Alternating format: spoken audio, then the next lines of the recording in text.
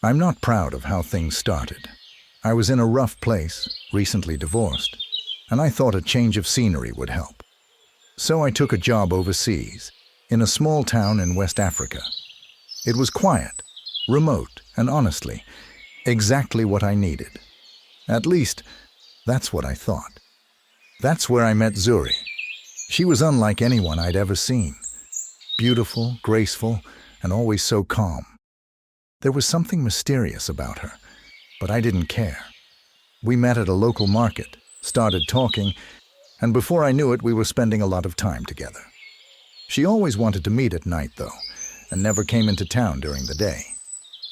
She said she preferred the peace and quiet when it was dark. I didn't question it. I was just happy to have her around.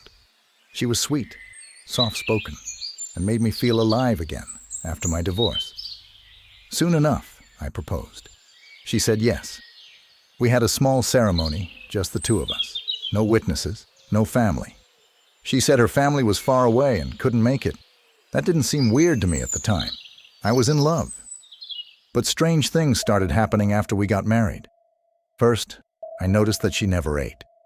We'd sit down for dinner, and while I'd eat, she'd just sit there, smiling, watching me. She'd never even touch her plate. I'd joke about it, but she always brushed it off, saying she wasn't hungry. Then, she'd disappear for long stretches of time, sometimes days.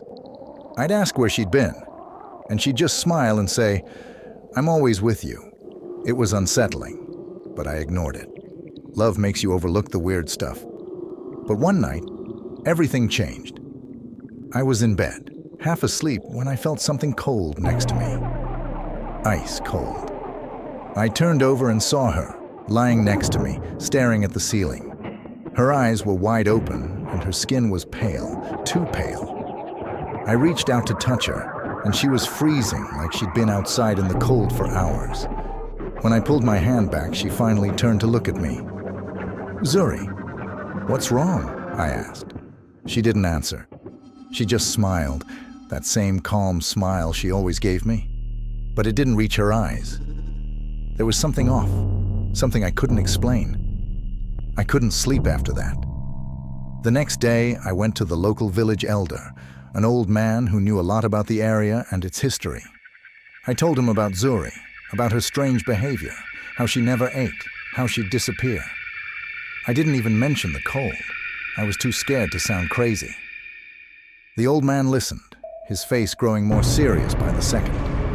When I finished, he looked me dead in the eye and said, "You married a dead woman." I laughed at first. It was ridiculous, right? But he didn't laugh. He told me about a woman named Zuri who had died years ago, drowned in a river not far from where I was staying. They never found her body, but they said her spirit still wandered, looking for someone to love her. I felt sick. It couldn't be true. I didn't believe in ghosts. But then I remembered. She never ate. She never came out during the day, and that cold, lifeless feeling next to me in bed. I didn't want to believe it, but deep down, I knew. I was married to something that wasn't human anymore. That night, I confronted her.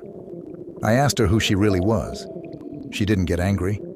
She just smiled that same eerie smile and said, "You know." I didn't sleep that night, or the next. I couldn't stay in that house anymore. I packed my things and left, but even now, I can still feel her sometimes, cold, watching me. I don't know what she was, but she wasn't alive. I married a ghost, and I don't think she's done with me yet. Please follow, like, and subscribe. I love you all.